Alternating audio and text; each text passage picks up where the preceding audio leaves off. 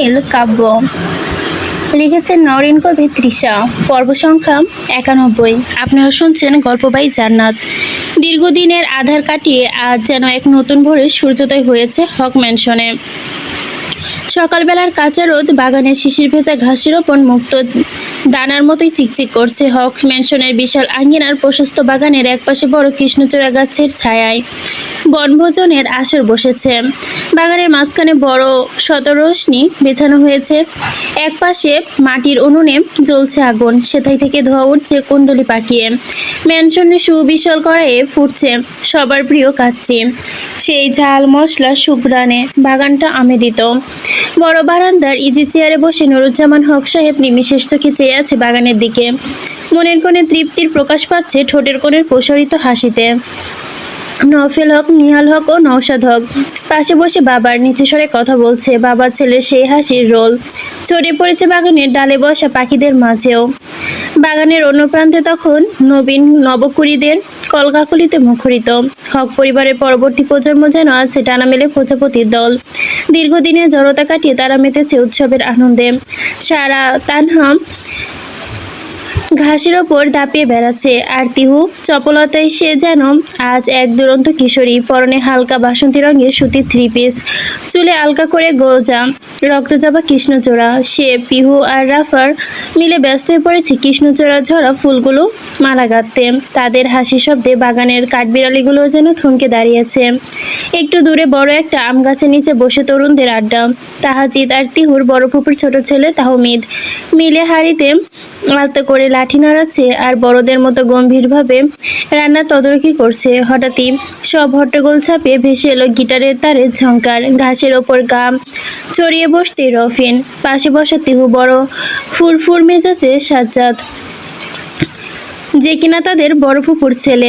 রফিন তার কোলের ওপর রাখা গিটারটা সকলের রোদে চিকচিক করছে। রফিনের আঙ্গুলের ডগায় গিটারের তারগুলো যেন কথা বলে উঠল। একটা চেনা সুরে টুংটাং প্রতিধ্বনি ছড়িয়ে পড়ল হক ম্যানশনে। সকলে নিজ কাজ বাদ দিয়ে তাকিয়ে রইল রফিনের দিকে। গিটারের সুরে ধরেই ইজি চেয়ার থেকে উঠে দাঁড়ালো নুরুজ্জামান হক। নাতি নাতনিদের উদ্দেশ্য করে দুহাত বাড়িয়ে দিয়ে মৃদু আর প্ররঙ্গনের ভরে কম্পিত কণ্ঠে গেয়ে উঠল, আজকে পেলাম দুহাত ভরে যা ছিল স্বপ্ন আমার, খুশির খামে এই দিনটি জীবন দিল উপহার। বাবার গলার আওয়াজ পেলে নওফেল হক, নিহাল হক, নওশাদ হক তিন ভাই মুহূর্তে স্তব্ধ হয়ে গেল। তিহু হাতের মালাটা রেখে মন্ত্র মুগ্ধের মতো ছুটে এলো প্রিয় দাদু ভাইয়ের সন্নিকটে। রফিন গিটারের রিদমাটা তখন একটু বেড়ে গেছে। রফিন মিলেও সুর তুলল কিছু কিছু সুখের লগন, চোখের ঝরায় খুশির শ্রাবণ, ছুঁয়ে যায় আজ এ মন, ভরে যায় এ জীবন। তাদের কলি শেষ হতেই নওশাদ হক, তিহু, রাফা, পিহু, তানহা সারারা বুক জড়িয়ে গাইলেন, যায় বয়ে যায় হৃদয় জুড়ে আজ কত সুখের হাওয়া। নিহাল হক পিছন থেকে গাইলেন, নদীর জলে মিটল তখন এ মনের যত পাওয়া, ধীরে ধীরে সবার মাঝে নিজেদেরকে আজ পেলাম খোঁজে, ছুঁয়ে যায় আজ এ মন, ভরে যায় এ জীবন। বাড়ির কর্তীগুলো অবাক দৃষ্টে তাকিয়ে দেখছে এই দৃশ্য। মন্ত্রমুগ্ধের ন্যায় সকলেই যেন অপ্লিপুত হচ্ছে এই কাজে। উনি শেহজাদ চৌধুরী, বাবা ভীষণ বড় ব্যবসায়ী, আর উনি যে বর্তমানে আমাদের জগন্নাথ বিশ্ববিদ্যালয়ের ছাত্রদলের নেতা, তুমি জানো না? আফরিনের কথায় রীতিমতো আকাশ থেকে পড়ল মুন্নি। ওই হাড়ে বজার ছেলে কিনা মুন্নির পেছনে লেগেছে, তার ফ্যামিলি ব্যাকগ্রাউন্ড এত ভালো। ব্যাপারটা অবিশ্বাস্য লাগলো মুন্নির জন্য। আর ইউ শিওর, তুমি কি সত্যি জানো ওনার সম্পর্কে? ডেফিনেটলি, ইভেন তুমি আমি কেন ইউনিভার্সিটিতে প্রত্যেকটা স্টুডেন্ট ওনার সম্পর্কে অবগত। মনে স্তব্ধ হয়ে দাঁড়িয়ে রইল। যে ছেলেটাকে সে এতদিন নিছকই এক বকাটে পাউন্ডেলে ভেবেছিল, তার আড়ালে এমন প্রভাবশালী ব্যক্তিত্ব লুকিয়ে আছে তা ভাবতে মনের ভেতরটা কেমন যেন ওলটপালট হয়ে আসছে। আফরিন, জলদি আয়, তোর ভাইয়া এসেছে। আফরিন ঘড়ির দিকে তাকিয়ে ব্যস্ত হলো। মুন্নির দিকে তাকিয়ে মৃদু এসে বলল, ছুটি তো অনেক আগে হয়ে গেছে, আর ভাইয়াও এসে গেছে, আজ আসি। এই বলে আফরিন ভিড়ের মাঝে মিলিয়ে গেল। বিশাল চত্বরে মুন্নি এখন একা, তার গাড়িটা আসতে আরো বেশ দেরি হবে। নির্জন পথটুকু হাঁটতে হাঁটতে মনের ভেতর রণক্ষেত্রটা সামলে দিতে আনমনে বলে উঠল, আসলে ওই ব্যাটার ফ্যামিলি ব্যাকগ্রাউন্ড এত ভালো, কিন্তু আমি চিনলাম না। ঠিক তখনই পেছন থেকে বাতাসে ভেসে এলো সেই চেনা কণ্ঠস্বর। এক অদ্ভুত শ্লেষ বিস্লিত পেছনে কেউ বলে ওঠে, সারা দুনিয়া আমাকে চিনল ম্যাডাম, কিন্তু আপনি চিনলেন না। আয়না তো একবার ফিরে তাকানোর প্রয়োজন বোধ করলেন। মনে চমকে ফিরে তাকালো, সঙ্গে সঙ্গে দৃষ্টিপাত হলো দীর্ঘ দেহি সুদর্শন শেহজাতের সাথে। রোদেলা দুপুরে শেহজাতের অবয়বটা আজ যেন একটু বেশি প্রখর দেখাচ্ছে। মনি আর প্রশংসা করতে গিয়েও থমকালো, মুখ বাঁকিয়ে বলল, শুধু ফ্যামিলি ব্যাকগ্রাউন্ড ভালো হলে হয় না, মানুষও ভালো হতে হয়। শেহজাদ এতক্ষণ সামান্য সিরিয়াস থাকলেও মুনির বলা কথাটুকু মুহূর্তেই গতানুগতিক পরিচয়িত ভঙ্গিতেই ফিরে এলো। তার সময় নষ্ট করবেন কেন? এসবের জন্য সময় নষ্ট করলে বাংলা সিনেমার কুটনি নায়িকাদের মতো কেমন হবে, তাই না? প্রিয়, তার কথায় মুন্নি রেগে গিয়ে তার দিকে তেড়ে আসতে গেলে থমকালো, একটা তপ্ত শ্বাস ফেলে দ্রুত পা চালালো, হনহনিয়ে হাঁটা ধরলো সামনের দিকে। রাগের মাথার ভেতরটা ঝনঝন করছে তার। শেহজাদ ও নাসুরবান্দা। সে খানিকটা দূরত্ব বজায় রেখে নির্লিপ্ত ভঙ্গিতে মুন্নির পিছু পিছু হাঁটতে লাগলো। বিশ্ববিদ্যালয়ের চত্বর রেখে কিছুটা দূরে এসে এই দিকটা নির্জন, রোদের তেজ কমে এসেছে বলা চলে। মুন্নি দ্রুত পায়ে সামনের দিকে এগিয়ে যাচ্ছিল, ঠিক তখনই পথের ধারে দাঁড়িয়ে থাকা ৩-৪টে বখাটে যুবক পথ আগলে দাঁড়ালো। বিচ্ছিরি গরনের ছেলেগুলোর চোখে মুখে এক অদ্ভুত ঘৃণা লালসা। তাদের মধ্যে থেকে একজন নোংরা হাসি এসে বলল, কি গো সুন্দরী, এত তাড়া কিসের? আমাদের সাথে একটু সময় কাটালে হয় না? এতক্ষণ আগ্নেয়গিরি উৎপাত হলো, এখন যেন লাভা বিদ্যমান মুন্নির বুকের ভেতর।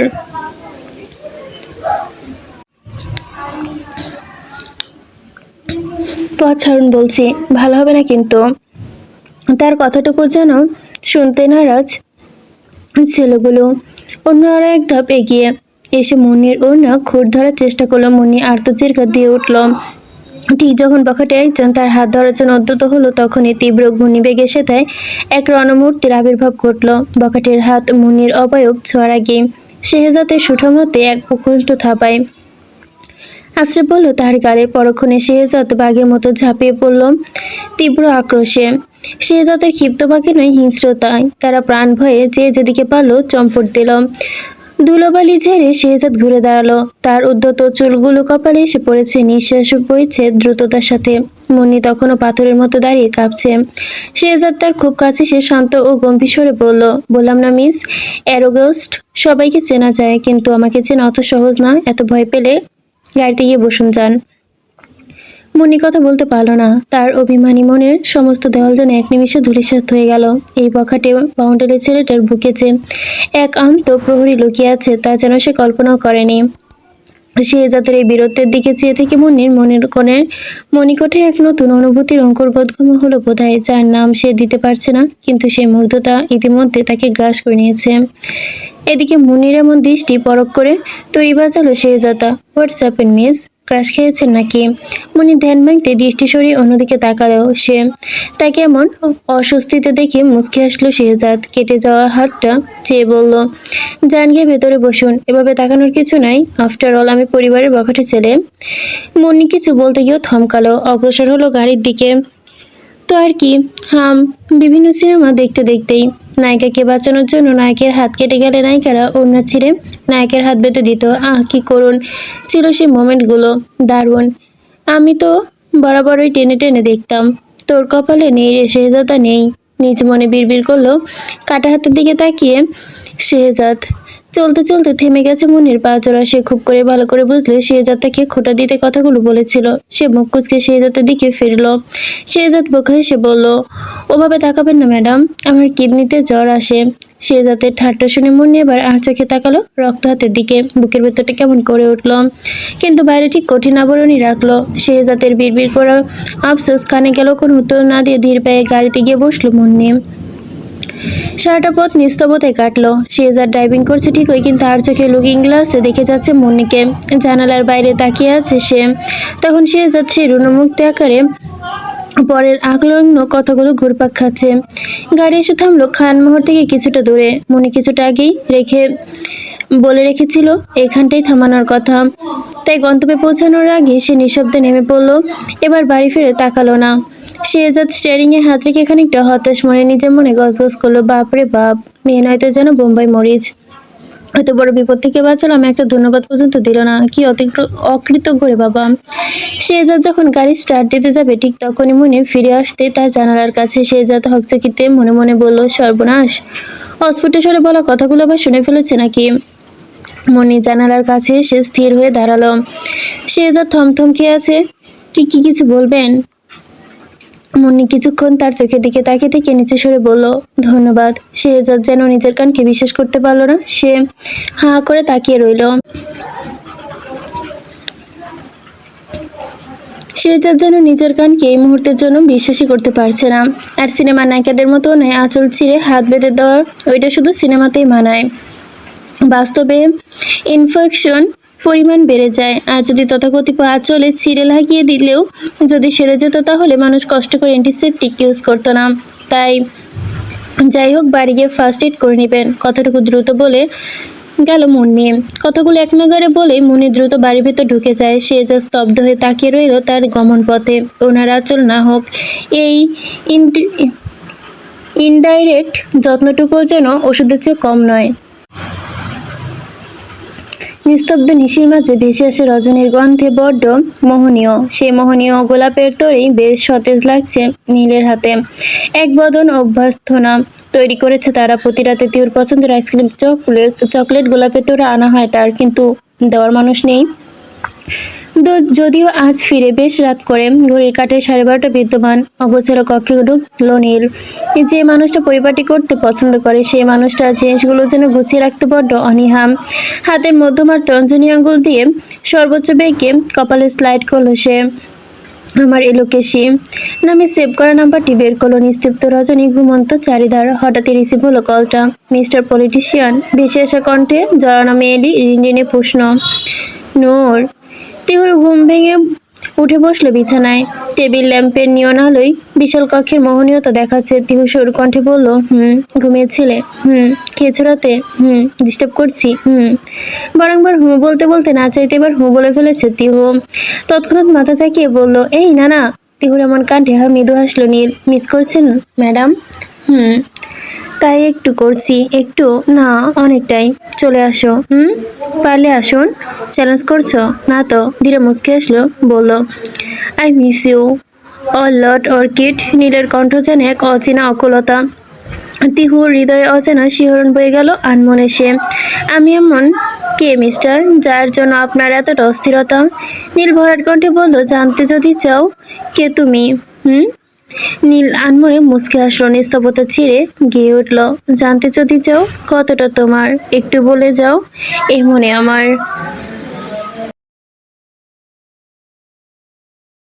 নবদিনের সূচনা। দেখতে দেখতে দিনটি প্রায় মহাকালের গর্ভে বিলীন হয়ে গেল। উড়াল মেঘের ভেলায় যেন ভেসে গেল দিনটা। সেই উদ্দেশ্যে আজ নবীনদের দল এক অপূর্ব উন্মাদনায় মেতে উঠেছে। গন্তব্য খুলনার সবচেয়ে অভিজাত শপিং কমপ্লেক্স। দোকানে গাড়ি বোঝাই করে একরাশ উচ্ছ্বসিত তরুণ কোলকাকলি। এক গাড়িতে তিহু, পিছে রাফা, পিহু, সারা আর তানহা, যাদের হাসি খুশি করে নিরন্তর জল্পনা কল্পনা তরুণী। বাইরে রওফিন, অন্য গাড়িতে সাজ্জাদ, তাওহিদ, তাজহির দল ধরেছে। আর বয়োজ্যেষ্ঠদের নিয়ে চলছে বাকি গাড়িগুলো। বয়োজ্যেষ্ঠ বলতে তিহুর কাকা কাকি ফুপুরা।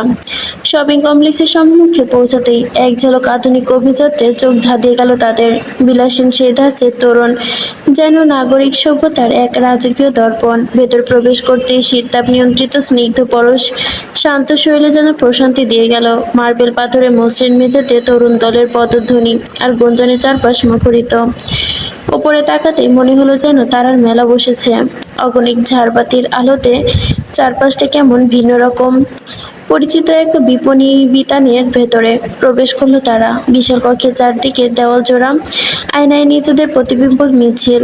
মাথার ওপর ঝোলানো ঝাড়বাতি রেশমি শাড়ির জমিনে পরে হীরার টুকরোর মতোই ঝিরঝির করছে। পিহু, রাফা আর সারা সবাই মিলে মেতে উঠেছে রেশমি সমুদ্রের মাঝে।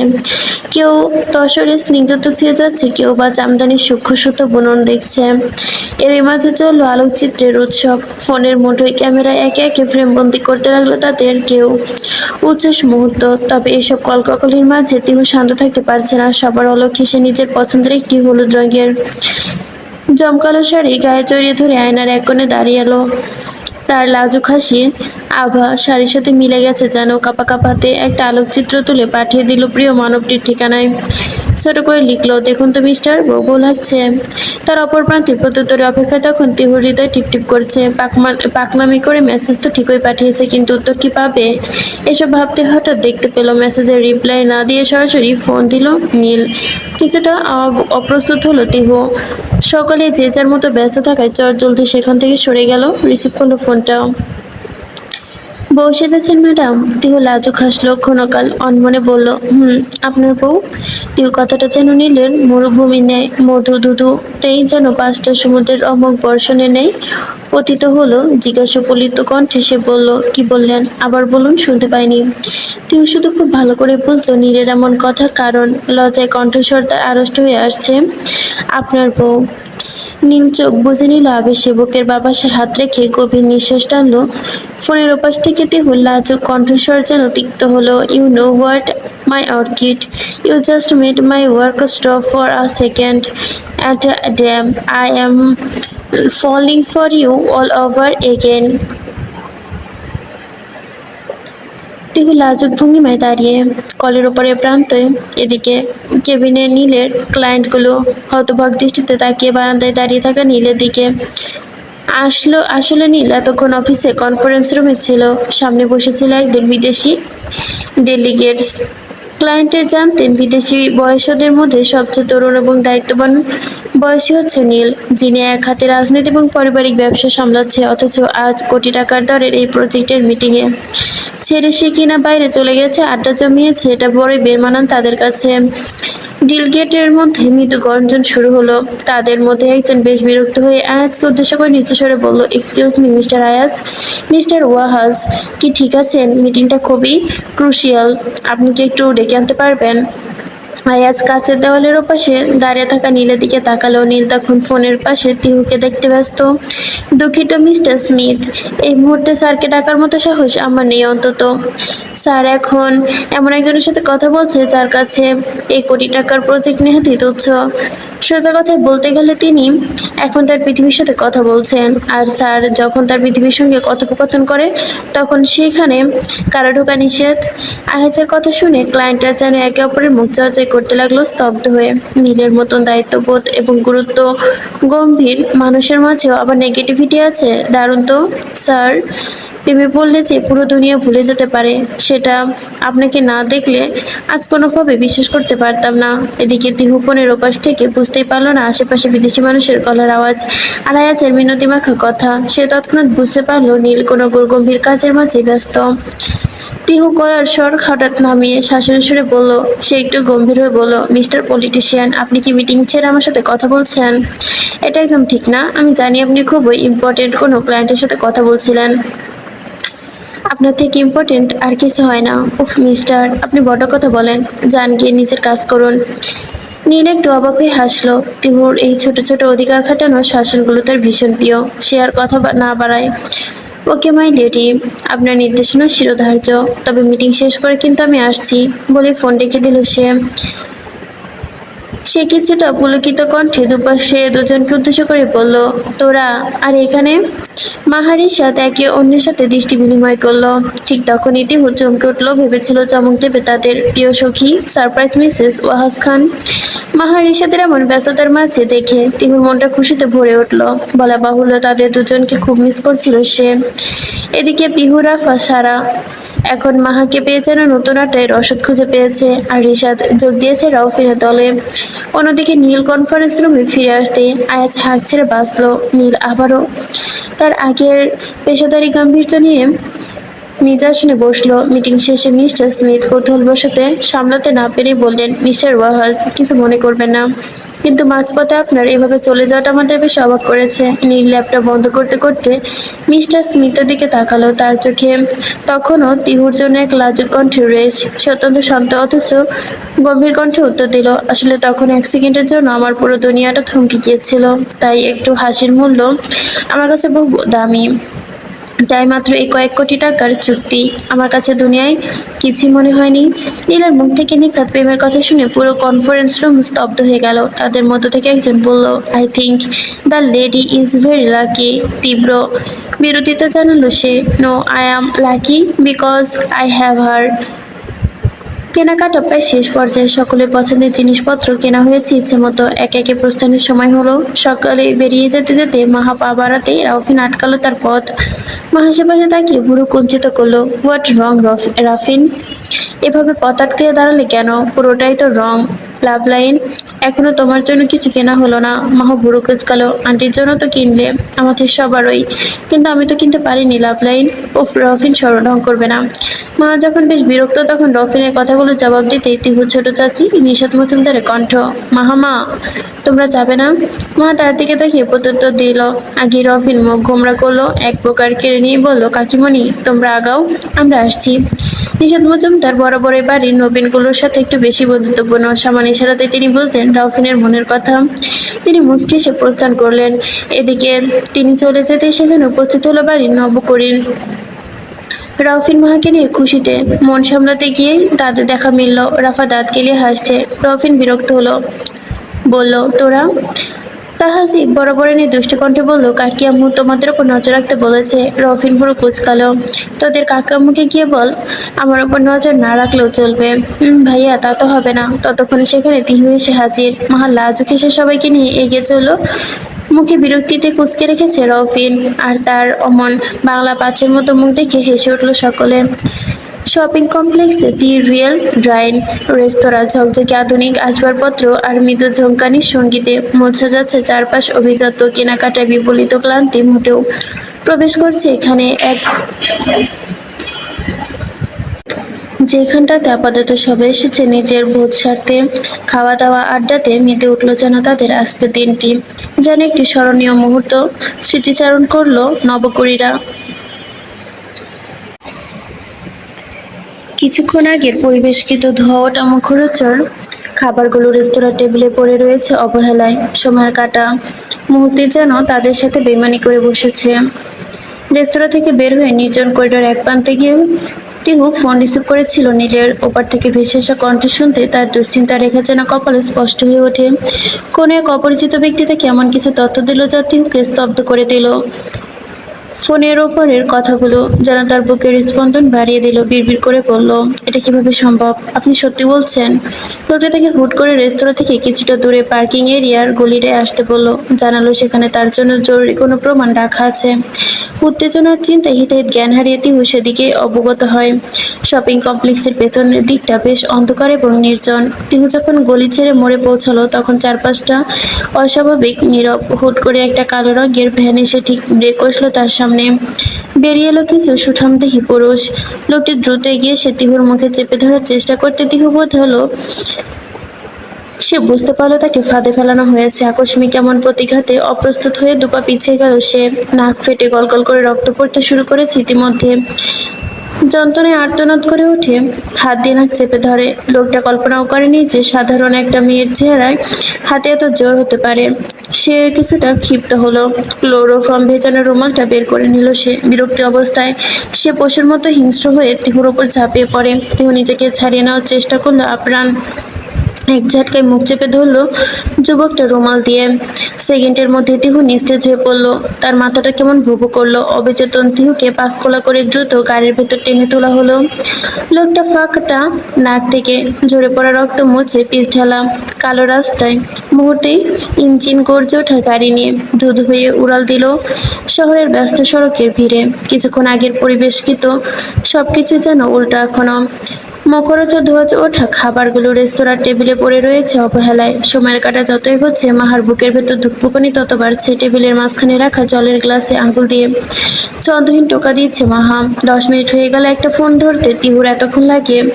মাহার কথা শুনে সাজ্জাদ মেনু কার্ড পাশে সরিয়ে রাখলো। তার কপালেও চিন্তার ভাঁজ। আসলেই তো শপিং কমপ্লেক্সের ভেতর নেটওয়ার্ক সমস্যা থাকলেও তো ভেতরে আসতে হবে, বাইরে যাওয়ার তো কথা নয়। মাহা, তুমি কি ওকে ফোনে ট্রাই করেছো? মাহা মাথা নাড়লো। 3 বার করেছি, রিং হচ্ছে কিন্তু তুলছে না।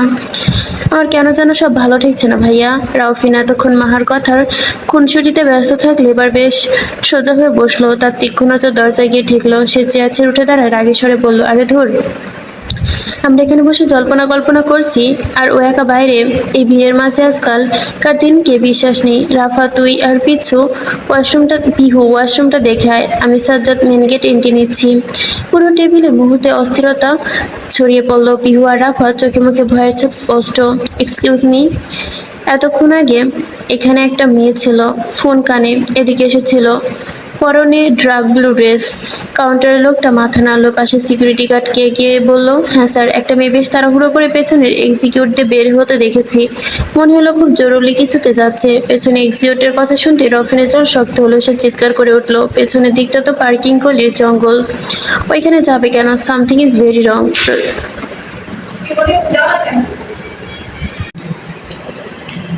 রেস্তোরাঁর ভেতরে তখনই হট্টগোল শুরু হয়ে গেল। রিশা দৌড়ে গিয়ে ফিরে আসতে হাঁপাতে হাঁপাতে উদ্বিগ্ন কণ্ঠ ছুড়ে বলল, কোথাও নেই, পুরো ফ্লোর খুঁজে ফেললাম, পিওর কোনো পাত্তা নেই। মাহা হাত থেকে গ্লাসটা ছিটকে মেঝেতে পড়ে চূর্ণ বিচূর্ণ হয়ে গেল। সে কাঁপা কাঁপা কণ্ঠে বলল, রফিন, নীল ভাইকে একটা ফোন দাও, আমার হাত কাঁপছে। তিহুর কোনো বিপদ হলো না তো? রিশা ধমক দিয়ে উঠল, আজে বাজে কথা বলিস না তো।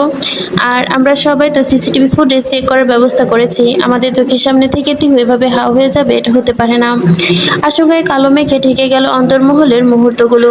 একদল তরুণ তরুণী সেই বসন্তের মেলা যেন পলকে এক বিভীষিকাময় শীতে পরিণত হলো। আসসালামু আলাইকুম, কেমন আছে সবাই? আজকের পর্বের প্রথম পার্টটা আমি কালকে রাত্রে বাসায় পড়ছিলাম, কিন্তু এখন মানে সেকেন্ড পার্টটা একটু হয়তো বা নয়েজ থাকবে, কারণ এই পার্টটা আমি ভার্সিটিতে পড়তেছি, মানে ক্যান্টিনে বসে এক সাইডে।